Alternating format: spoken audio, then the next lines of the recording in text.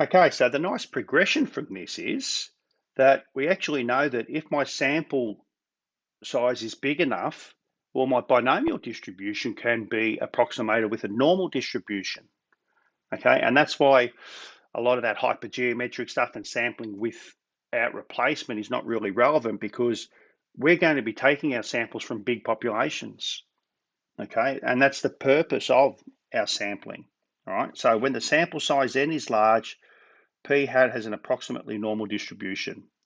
Okay, it has a normal distribution with a mean mu, okay, and a standard deviation of p1 minus p on n. So in reality, what we're going to do is we're going to find out those two key statistics and then apply them into a normal environment. All right, so if the proportion of people with blue eyes in a population is 0.55, use a normal approximation to find the mean and the standard deviation of the sample proportion. Okay, if we have 100 people.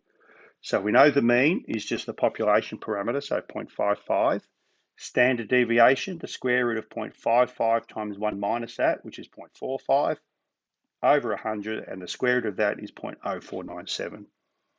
So there's my mean and standard deviation, which means now if I wanted to have, I can then use my normal CDF if I need to do my calculations, okay, for different probabilities, which is what we're going to do here.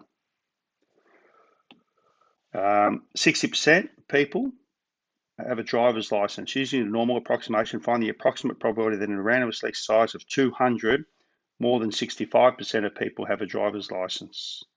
Okay, so my mean of the population is 0.6, my standard deviation, 0.6 by 0.4 over 200, which is my sample size, which is 0.034641.